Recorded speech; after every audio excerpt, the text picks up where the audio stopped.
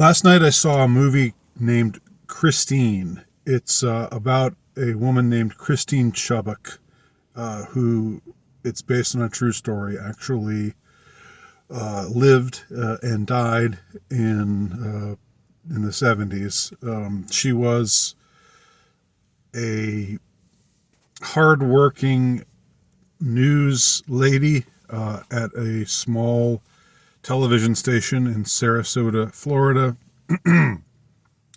And she was obviously very smart and capable, but on the other hand, had a lot of demons, and it all eventually her demons all caught up with her in a particularly spectacular and also particularly gruesome and macabre sort of way, in that she actually committed suicide on the air. She shot herself in the head in front of a live audience, and I guess that's her claim to fame.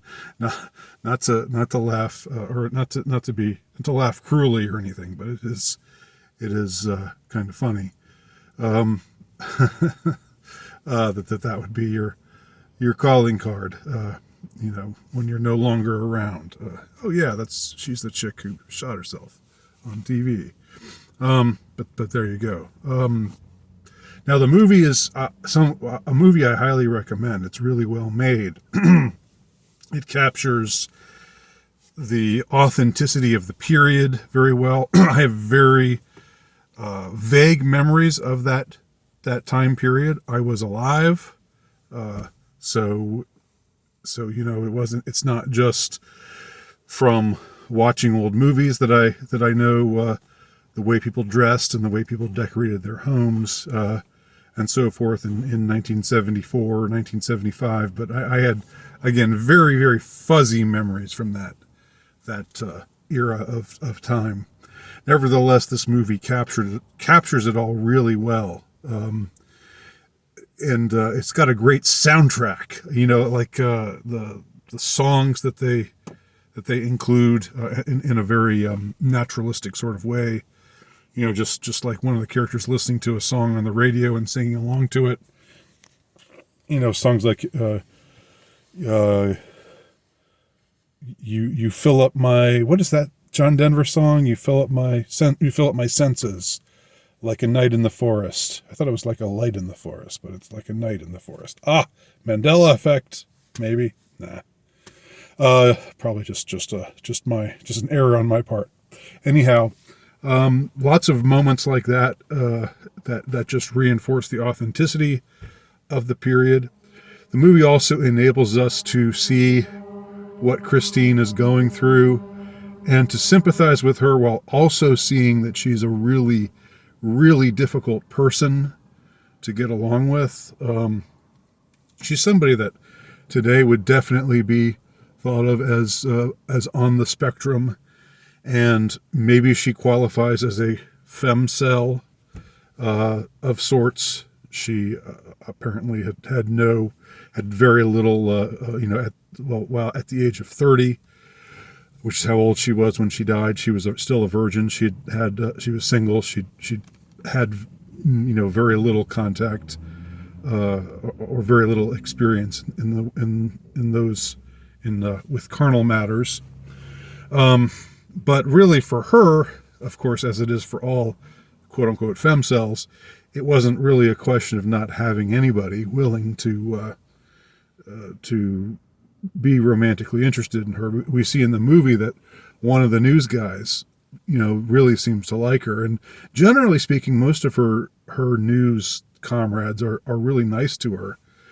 But she still has these moods that, she can't really control, where she wants to give the boss what he wants, but she also hates that the boss wants the news to be flashier. She has this sense of integrity about what the news should really be like, and but at the same time she wants to be successful. So and she's got medical problems.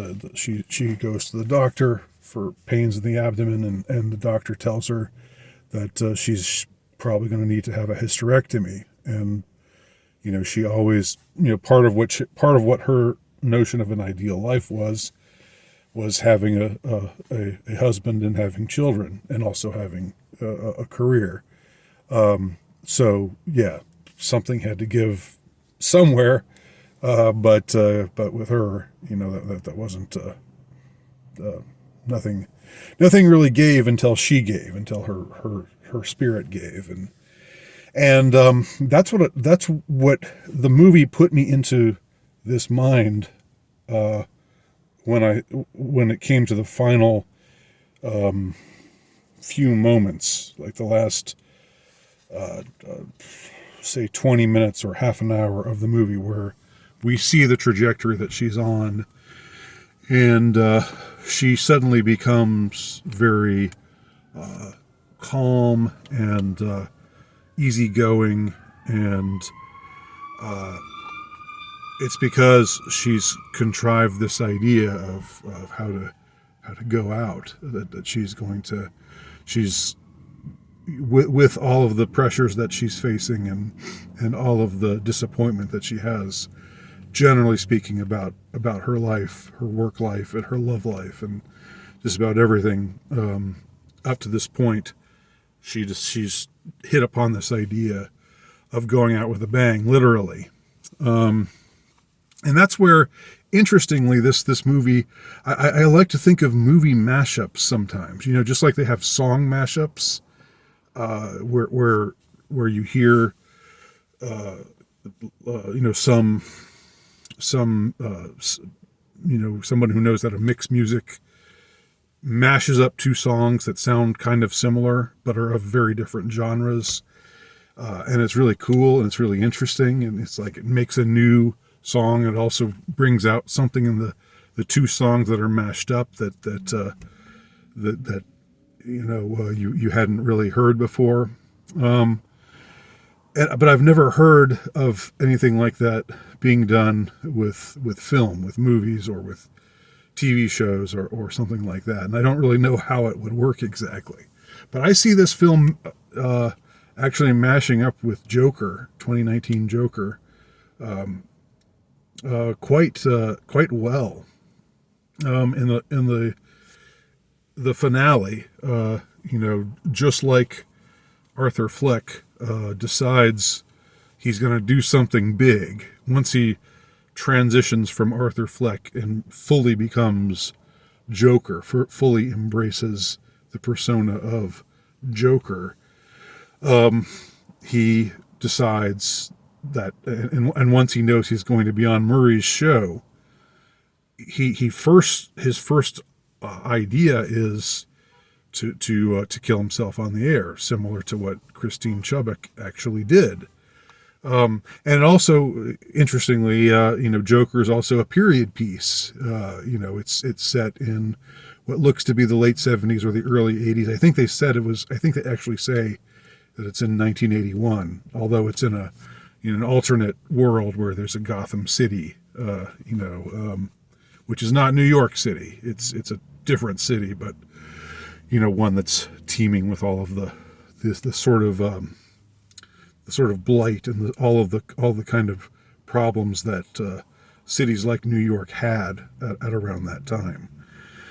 So it's very, very topical for that period, in the same way that Christine is topical, and on a smaller scale. It doesn't have the same budget, doesn't have the same broad vista of what it shows. It's much more closed in and just about this one person and her experiences and and so forth.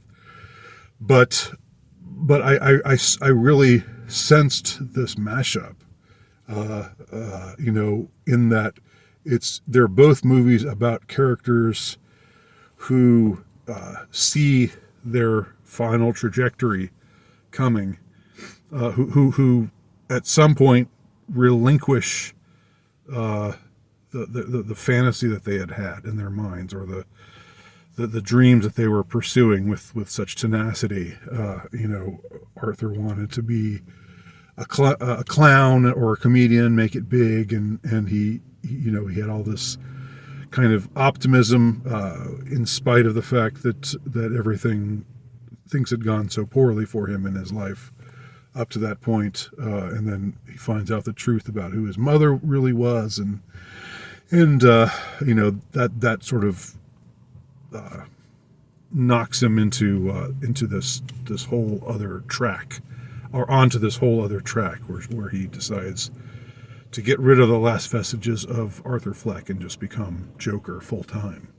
And Christine Chubbuck in this in Christine also gets on a different trajectory in the final let's say half hour of the movie, after one major disappointment where she thought the dreamy guy that she worked with was where he asks her out on a date, and she thinks that things are finally going to work out the way she wants them to. Like, of course she turns down the guy the less good looking guy at her workplace, and she's got to be.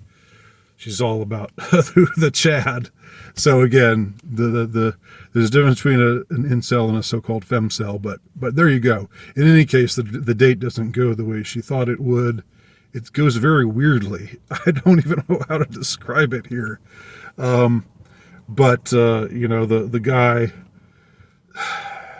we don't really know. He sort of is pretending to like her, but maybe he really does kind of like her, but it ends up just going very weirdly and not going the way she wants it to. And she finds out that he's going to get the promotion that she wanted, and that he's bringing along this other woman, the woman who does sports, who's much more conventionally good looking than she is. So that's like the final rejection that she can bear, and she catapults into this again. She's got this plan, just like Joker does. Joker's plan is to go out with a bang, but Joker eventually arrives at a different. He does go out with a bang, but it ends up not being self-directed. It ends up being directed at the